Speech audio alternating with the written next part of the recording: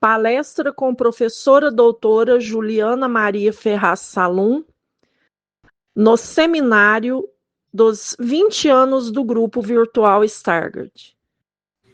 Professora de livre docência, professora doutora Juliana Salum, acertei? Oi, Roberto. Essa foi a última aquisição aqui no meu currículo. Ano passado eu me tornei professora livre docente, depois de muitos anos trabalhando na universidade, e é um título depois que você forma muitas pessoas, então tem uma conotação de professora, de vários alunos, de pós-graduação, muitas teses defendidas, muitas pesquisas feitas, então... E junto com o paciente, né, Roberto? Porque isso foi ao longo de todos esses anos e vocês participaram muito dessa jornada. Então, é um prazer estar aqui com você nesse dia de comemoração dos 20 anos do Grupo Stargardt, né? Eu conheci esse grupo lá na formação, na sala de espera lá do meu consultório, onde você conheceu a Erceia, a Lúcia, a família do Felipe, né, o César e o Sony, que em algum momento da vida deles o diagnóstico foi Stargardt, depois a gente acabou descobrindo o gene e eles foram dessas pessoas que migraram de diagnóstico, né, mas tudo isso fez parte desses 20 anos de jornada. Tá certo. É bom. Kelly, dá as boas-vindas também. É um prazer recebê-la aqui, doutora Juliana, professora doutora Juliana. É um prazer recebê-la aqui novamente, trazendo as atualizações, principalmente você que esteve tão atuante dentro dos congressos internacionais. É um prazer recebê-la aqui novamente. Muito obrigada, Kelly. Tá joia. Doutora Juliana tem a palavra e voltamos daqui a pouco. Então, nesse momento aqui que muitas coisas já foram faladas, né? Eu vi que tem um programa extenso, então vamos ver se eu consigo trazer alguma questão a mais. Bom, eu sou uma mulher de cabelos castanhos, com uma camisa branca. Ao fundo aqui eu tenho bastante árvores. Vou falar para vocês que eu estou aqui no litoral paulista. Eu vim para o Congresso de Neurogenética, que está Congresso Paulista, e a minha atuação como oftalmologista e geneticista, ela também permeia a outras especialidades. Então, isso a gente, nesse congresso eu vi muitas medicações novas de genética sendo já utilizadas na área de neuro. A gente vai ver isso, né? A gente tem visto crescendo esse número de medicações na oftalmologia. Eles têm um argumento que acelera um pouco mais a velocidade de desenvolvimento dessas medicações, é que se eles não fizerem nada, o paciente vai a óbito. Então, é tão grave a situação que a velocidade de desenvolvimento dessas medicações e aprovação vai um pouquinho mais rápido do que da oftalmologia. A gente vê isso com o que aconteceu com o Zolgensma, que foi a segunda terapia gênica aprovada. O Luxturna foi aprovado antes que o Zolgensma, mas o Zolgensma foi incorporado e o Luxturna ainda não. Então, é só para mostrar para vocês que é um campo crescendo muito nesses recursos de biologia molecular, e a gente vai ver cada vez mais medicações sendo aprovadas. Bom, falando na criação do grupo, naquela ocasião tinha muito uma questão de identidade, né, do paciente com doença de Stargardt, e permeia tudo aquilo que a doutora Rosane comentou aqui, né, o paciente tinha um diagnóstico, depois trocava o diagnóstico. Então é muito bom ter esse grupo, e depois desses 20 anos ver a quantidade de informação que vocês espalharam aí pelo Brasil e pela América Latina sobre essa doença rara. Ela é uma doença rara, mas dentro das raras, ele é o gene mais frequente. Então, hoje dá para falar isso com segurança, porque a gente vem estudando a genotipagem desses casos. Então, o diagnóstico mais frequente dentro das distrofias é o de retinose pigmentar, mas o gene mais associado à distrofia é o ABCA4, e ele é associado a várias formas de distrofia. Gostei muito da aula que eu entrei, estava falando o Dr. José Luiz Godoy, na aula de genética, né? Ele recordou aí as leis de Mendel, essa história é muito envolvente, ela foi uma história muito importante na minha formação. Na escola, quando isso foi apresentado, eu já me apaixonei pela genética e é uma das causas que eu estou aqui com vocês hoje. Então, achei muito bacana ele recordar toda essa história. Parabenizo também o Grupo Retina Brasil, na figura da Maria Júlia, da Maria Antonieta, mais recentemente da Ângela, e o trabalho da Silvia, que também veio se juntar a esse time com uma voz na política. Então, parabéns por todas essas conquistas.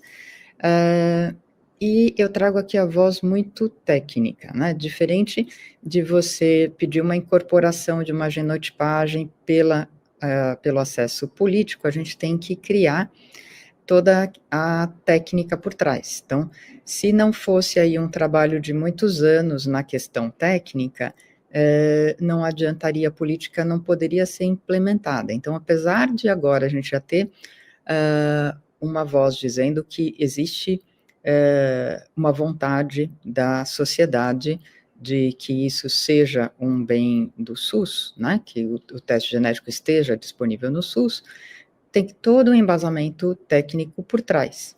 E, por exemplo, o desenvolvimento das diretrizes de genotipagem para retinopatias dentro do projeto Diretriz da Sociedade de Genética Médica foi um avanço bem grande e isso vai dar suporte para essas ações.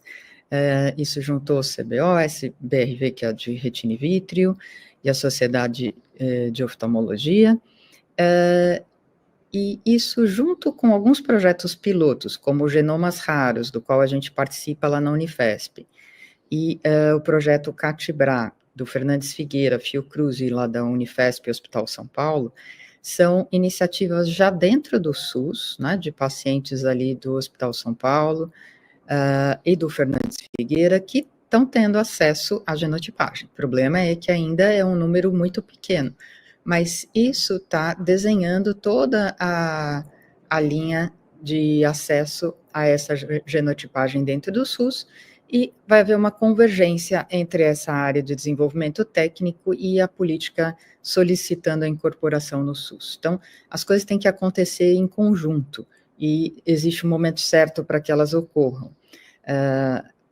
O ensino também foi um outro pilar muito grande dentro da minha atuação aí durante todos esses anos, e a gente sabe que é muito difícil você dizer assim, vamos fazer aqui um tratamento para o Stargardt. Vocês escutaram palestras anteriores que eu acredito que tenham listado todas essas pesquisas atuais, mas uma andorinha não faz verão, né? Então, o ensino, a disseminação dessa informação foi um pilar bem importante.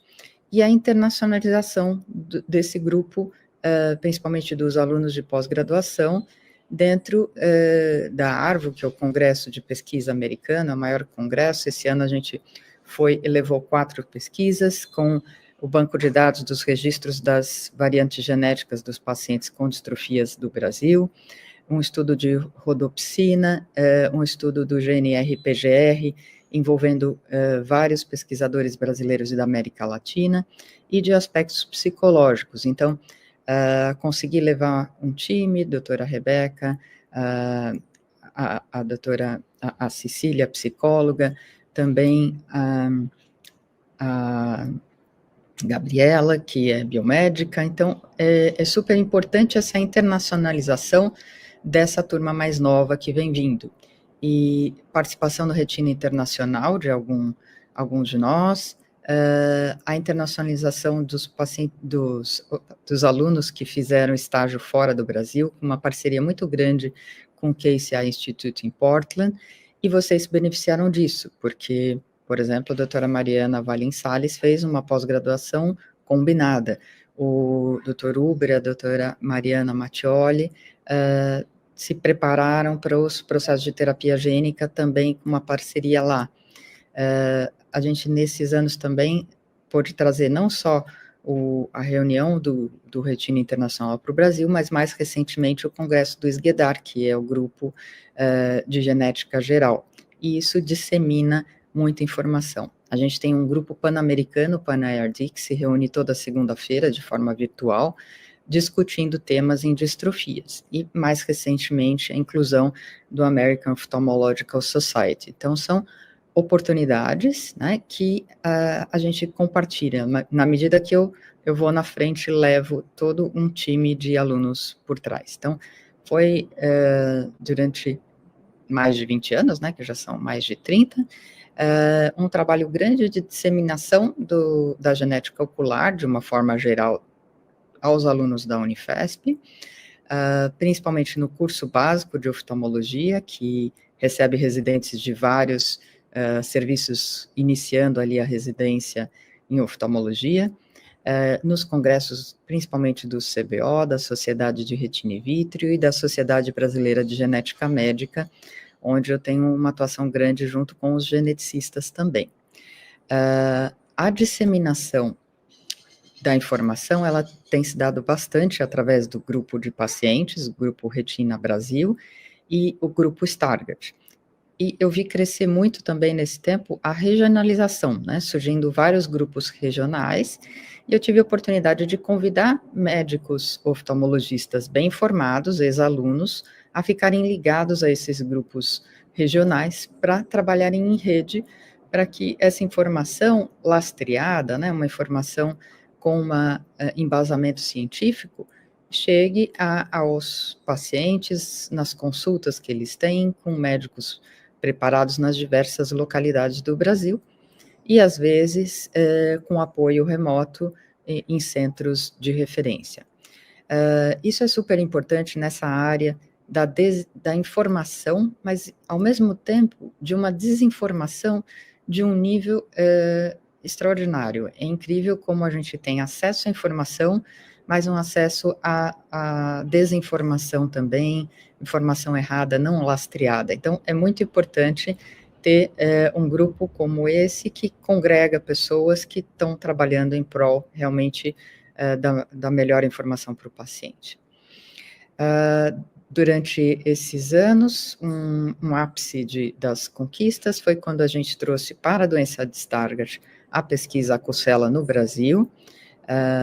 Foi uma oportunidade inicial, quer dizer, a gente nunca tinha tido assim, uma pesquisa multicêntrica de uma medicação oral.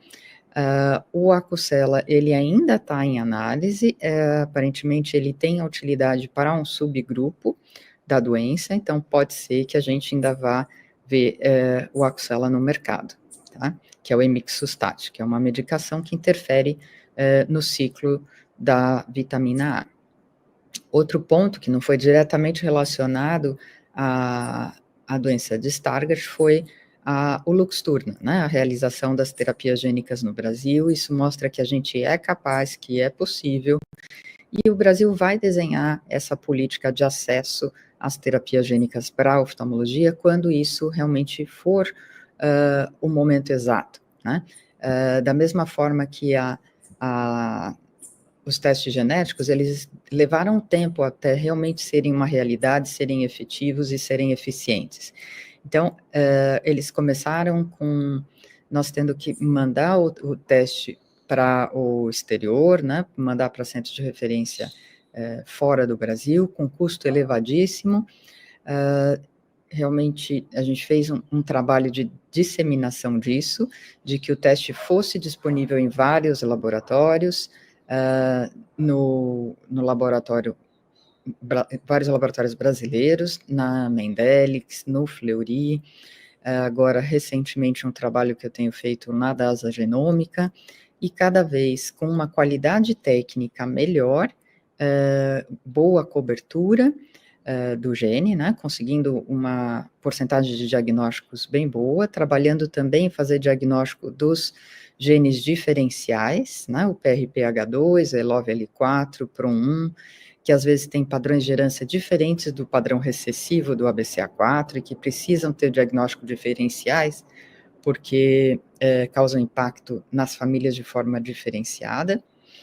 E a genética vai cada vez mais se juntando, a DMRI, o Alzheimer, as doenças do envelhecimento, às vezes elas têm vias metabólicas que a gente vai identificando pelo conhecimento dos genes parecidas, e aí uma medicação que é desenvolvida para uma área, ela é usada em outra. A gente tem aqui, como eu comentei, projetos juntos com a neurologia, a gente já teve de ataxias, agora de Alzheimer, e está tudo muito imbricado, né? A gente já teve várias pesquisas aí sobre tratamentos para DMRI seca, e muitas das drogas estudadas para DMRI seca também estão em investigação para a doença de Stargardt. Coloco nessa lista também o momento que a gente fez o estudo de célula-tronco aqui no Brasil. Foi um estudo bem inovador, no momento que ainda o regulatório estava se preparando para regular esse tipo de pesquisa, né?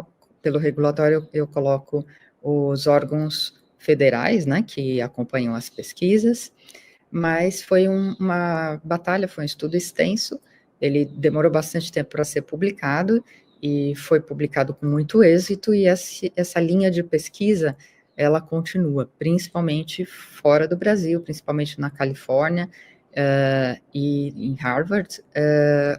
O Dr. Rodrigo Brandt, que participou desse estudo na Unifesp conosco, está por lá, né? E esperemos que isso também traga bons resultados às terapias celulares, não só terapia gênica, não só terapia medicamentosa, neuroproteção, né, modulação de neuroproteção,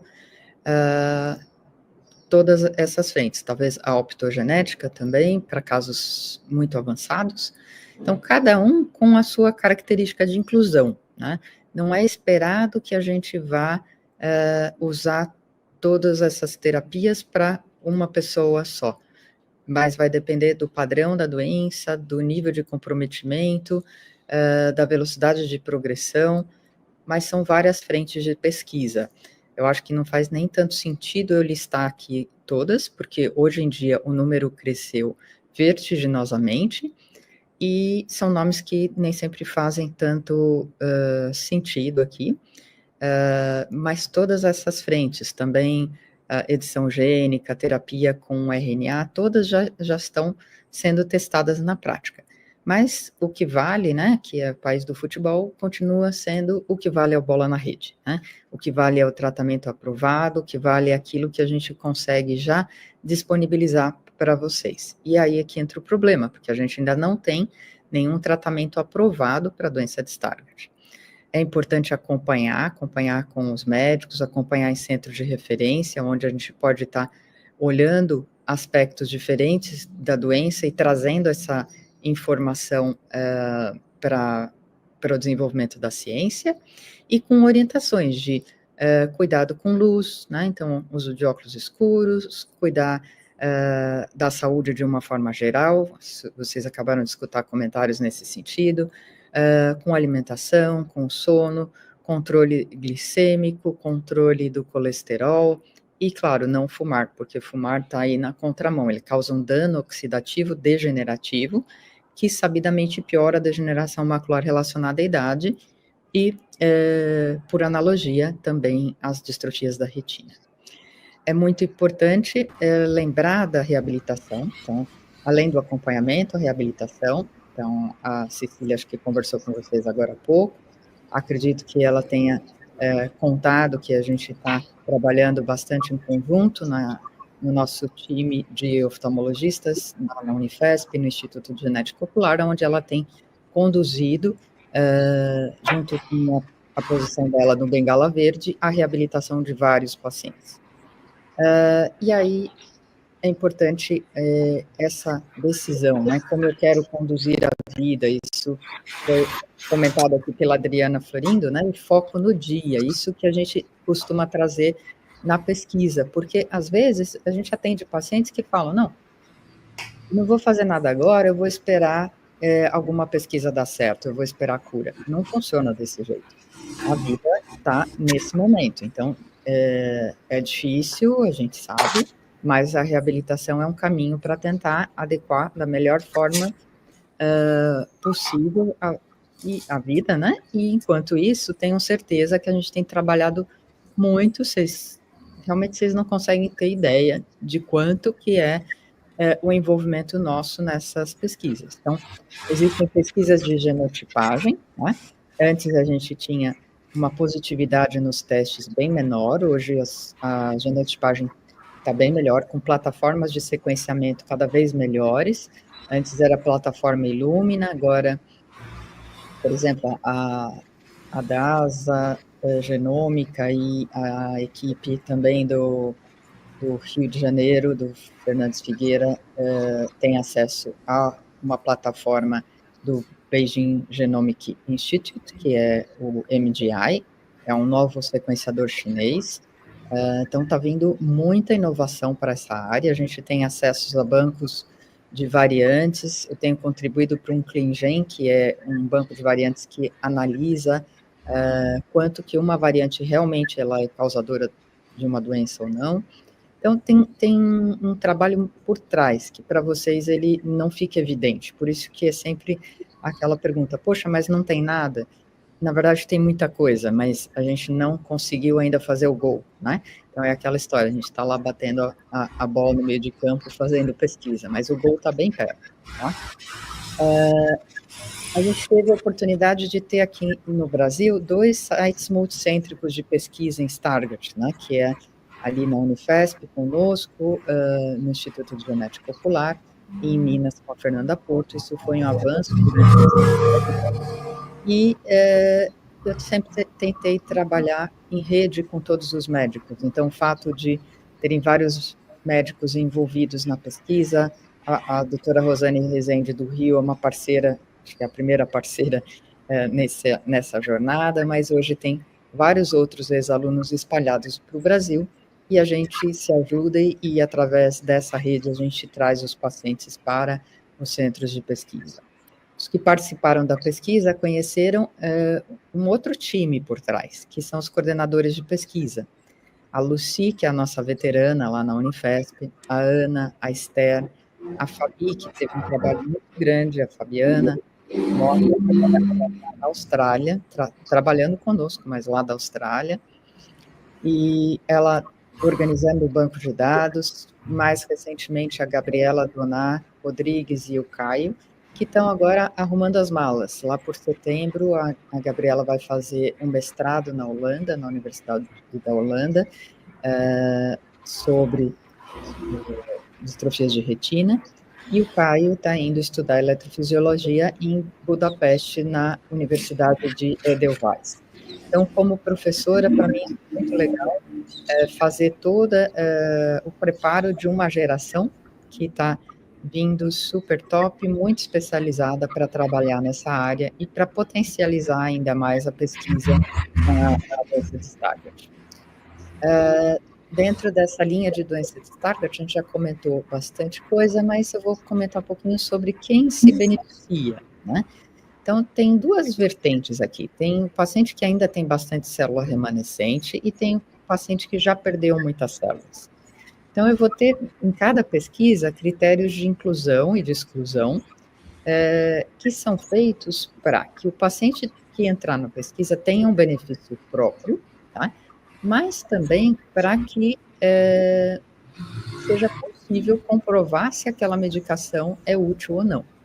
Então, às vezes, se eu colocar um grupo de pacientes para participar da pesquisa, eles todos têm uma doença muito avançada, nem sempre eu vou conseguir perceber o benefício daquela medicação, e a medicação pode não ser aprovada, o que seria péssimo, porque a gente passa a não ter aquele medicamento. Então, alguma pesquisa que seja baseada em quadros mais iniciais pode ter aprovação, mas depois que a medicação for para o mercado, até o paciente com um quadro mais avançado pode se beneficiar de usar essa medicação depois que ela está no mercado, mesmo não tido a oportunidade de participar na fase de pesquisa. Então, a gente olha para tudo isso quando a gente está com o paciente, a gente entende que participar de uma pesquisa é uma doação do paciente, do tempo, tem que voltar várias vezes, tem que fazer muito retorno, e ele tem que ter um benefício próprio. Mas a gente tem que seguir os critérios de inclusão e de exclusão. Tem algumas coisas para eu comunicar para vocês, eu aproveito essa oportunidade. Então, vou deixar alguns convites para pesquisas, tá? Pesquisas que estão acontecendo, não só para a doença de Stargardt, mas como aqui muitas das pessoas que participam atuam no grupo Retina Brasil, estão em vários estados do Brasil. Vou dizer que a gente tem estudo de história natural relacionado à Foundation Fighting Blindness e a Janssen. Então, um estudo patrocinado pela Janssen. Então, são 2 estudos de história natural. E mesmo a história natural a gente faz para todos os pacientes, porque esse acompanhamento é importante, às vezes até de forma retrospectiva, para um gene ultra raro. Então, a gente tira muitas publicações daí também. Então, essa história natural é super importante. A doutora Fernanda Porto também participa dessas pesquisas em Minas Gerais. Então, junto do Instituto de Genética Ocular e no Hospital São Paulo.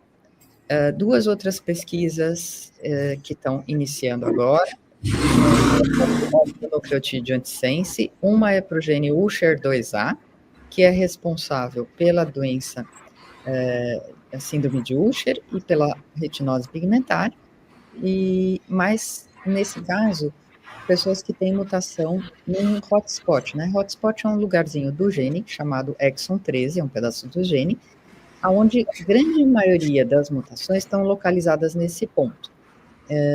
E outro gene que é para amarose congênita de Leber, relacionada ao gene 7290.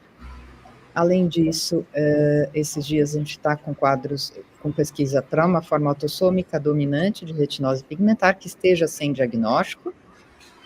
Existe uma pesquisa começando também para uma medicação para DMR úmida, tá?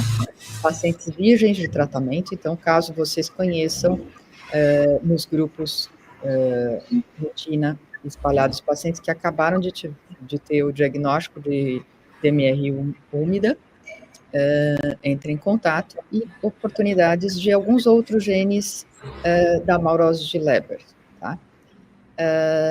Indiretamente, a gente tem contribuído com o Advisory Board de Genética para a Foundation Fighting Blindness, para a Splice Bio, que está organizando aqui o trial da terapia gênica com vetor duplo para a doença de Stargardt.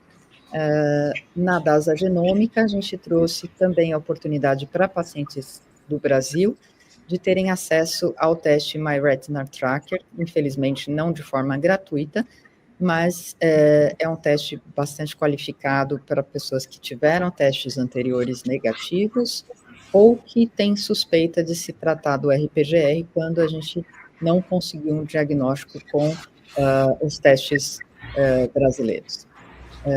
Então, teve um trabalho bem grande de ter um preço bem acessível para os testes dos pacientes brasileiros, e isso facilitou muito o diagnóstico. Não faz tanto sentido você ficar repetindo exames oftalmológicos sem você exatamente saber a genotipagem. Então, dentro dessa conversa de trazer o teste genético do SUS, tem todo um pensamento que é trazer a custo-efetividade, tá? É mais barato você fazer um teste genético que de cara vá te dizer qual é o subtipo da doença que você tem e vai te direcionar. Existem distrofias que você consegue tratar com, por exemplo, utilização de metabólicos específicos, por exemplo, doenças onde você tem alteração do metabolismo do ferro, do cobre, da coenzima Q10.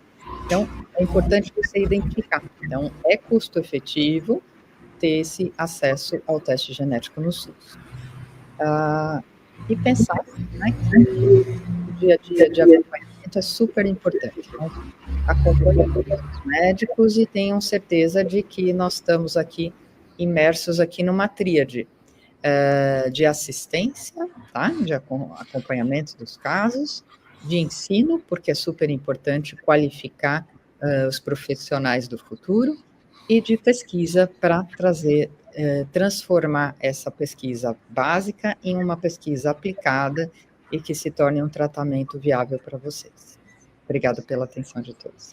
Doutora Juliana, a principal palavra é gratidão por toda a dedicação que a doutora tem feito, né, nessa parte do ensino, da formação, e dividir esse conhecimento conosco. Vamos lá. Roberto, você teria alguma pergunta para a doutora Juliana? Deixa eu abrir meu microfone aqui. Bom dia, doutora Juliana. Eu não posso deixar de te parabenizar e de agradecer por todo o teu trabalho. Eu até tinha anotado aqui algumas perguntas, mas eu achei interessante, assim, agora, chegando ao final, né? Assim, na tua opinião bem particular, né, doutora Juliana, num panorama, vamos colocar assim, de 10 anos, o que você acha que os pacientes com Stargardt podem esperar? Eu acho que, assim, primeiro, toca a vida, não fica esperando, não, tá? Mas uma hora a gente vai falar, ó, agora chegou, tá? Eu acho que está bem perto. Eu acho que a pesquisa da Cosela talvez ainda vire um medicamento. O Alkeus, que é uma medicação que a gente espera há bastante tempo que essa finalize, ela já mostrou alguns resultados positivos, então é torcer para que vire, né, que finalize e vire uma medicação. Aí a gente vai mudar para uma questão de acesso, né, que certamente vai ser aprovado fora do Brasil primeiro, como que a gente vai ter isso disponível por aqui, né, mas é um caminho, isso, e as outras terapias, talvez vão servir para fases diferentes da doença, né, por exemplo, uma terapia gênica é mais provável que vá ser útil para uma fase inicial da doença, uma terapia celular ou uma optogenética para uma fase muito avançada da doença, onde já tem pouquíssimas células viáveis, porque a sua retina periférica, ela não menospreze, não coloque em risco a sua retina periférica para tentar ganhar alguma coisa de visão central, até que isso realmente seja seguro. Então, primeiro, vocês têm que estar muito bem informados e uma informação muito embasada para não entrar em frias, né? Porque, como eu falei, tem muita informação não cientificamente respaldada no mercado, então vocês precisam ter esse acompanhamento e fazer coisas que façam sentido, tá? E vai depender muito da fase da doença, da idade da pessoa, do grau de comprometimento, tudo isso vai ter um papel muito grande, mas os jovens, né, que estão com diagnóstico mais recente, é muito provável que a gente realmente vá conseguir interferir na evolução deles. Tá, certo, obrigada, doutora. Roberto, posso perguntar rapidinho, Roberto? Com relação ao teste genético que provavelmente está previsto para o SUS, ele inclui um painel completo com relação aos genes que estão relacionados com as distrofias de retina? Ele foi criado atualmente em cima dessas duas iniciativas, uma numa plataforma de genoma completo e a outra numa plataforma de exoma. E aí a análise é feita um recorte dependendo do que a pessoa tem. Então, sequencia e analisa dependendo de qual é a doença que a pessoa tem. E não sei se isso vai ser, a hora que abrir realmente, não sei se vai ser essa escolha, porque eu acho que a gente tem que pensar a custo-efetividade, né? Então, essa é uma escolha boa para correr todas as amostras junto, porque assim você otimiza a utilização dos aparelhos sequenciadores.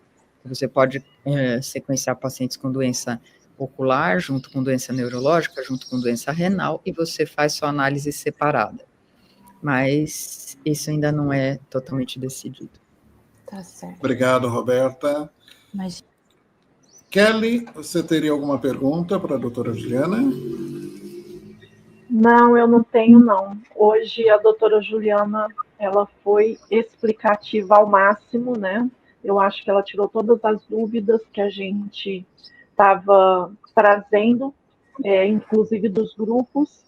E muito obrigada, doutora Juliana, pelo seu trabalho, principalmente de formação de profissionais, né, de futuros profissionais nessa área, porque a gente, como paciente, a gente sabe o quanto, às vezes, é difícil encontrar profissionais que colocam realmente toda essa sabedoria ali na hora do lidar com o paciente no consultório. Então, muito obrigada, gratidão mesmo, e obrigada pela sua palestra hoje.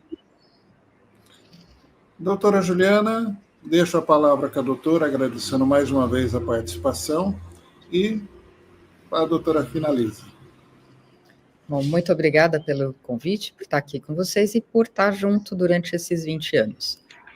Eu acho que por tudo que eu apresentei aqui para vocês, fica bem claro que as coisas melhoraram muito nesses 20 anos, né?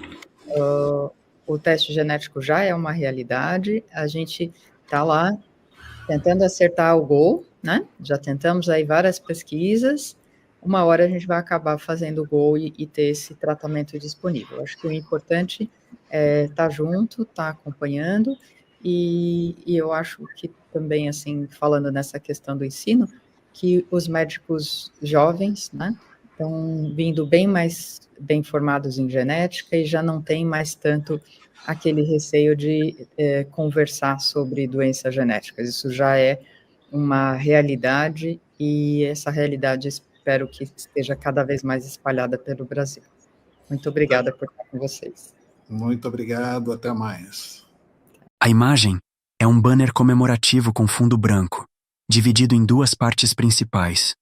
À esquerda, há uma foto retangular emoldurada por uma borda verde, mostrando uma mulher sorridente de cabelos castanhos escuros e lisos, com franja, vestindo jaleco branco sobre uma blusa vermelha, posando diante de um fundo roxo.